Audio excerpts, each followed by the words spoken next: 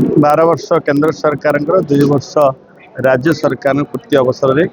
विकास धारा ओडिशा सारा जो भाव कार्यक्रम विभिन्न वर्ग सहित मिसवा एवं विभिन्न वर्गर फीडबैक पाइबा सरकार सफलता लोक पाखे पहुँची सरकार सफलता लोक पाखे पहुँचा कार्यान्वयन जो मैंने सब आमको मार्गदर्शन कर बुद्धिजीवी से वृत्तिधारी मान आज बैठक थिला नवरंगपुर विधानसभा क्षेत्र में मु जोग देती मत आज बहुत आनंद लगुच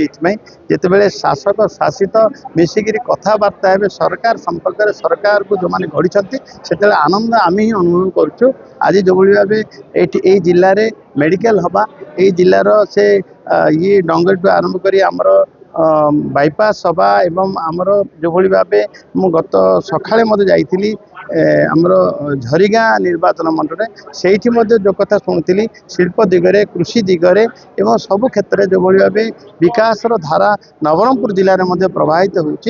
से कथार अनुरूप ये मिलला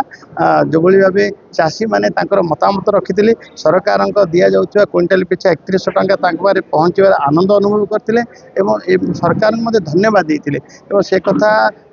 ये केवल बुद्धिजीवी मान सहित नुह आम सुभद्रा शक्ति संवाद कथा एवं अनुसूचित जाति जनजातिर कथा एवं आम प्रति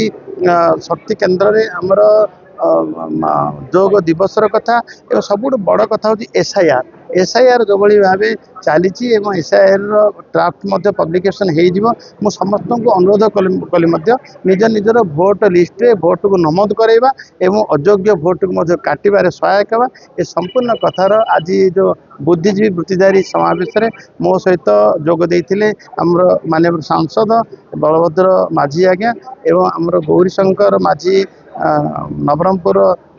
विधायक महोदय एवं आम जिला सभापति एवं आम वरिष्ठ नेता रमेश भाई समस्ते जोग देते बुद्धिजीवी मान को देखिए आज मु निश्चित भाव प्रभावित अच्छी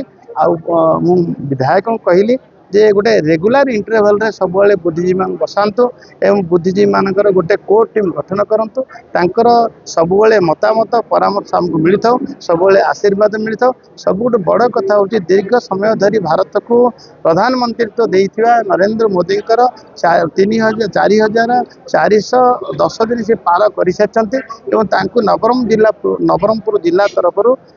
तांकर दीर्घायु कामना कले सबु सभा मध्य सबु समस्ते सभा उपस्थित समस्त बुद्धिजीवी आशीर्वाद प्रदान कले मत उपस्थित कारण बहुत आनंद लगा।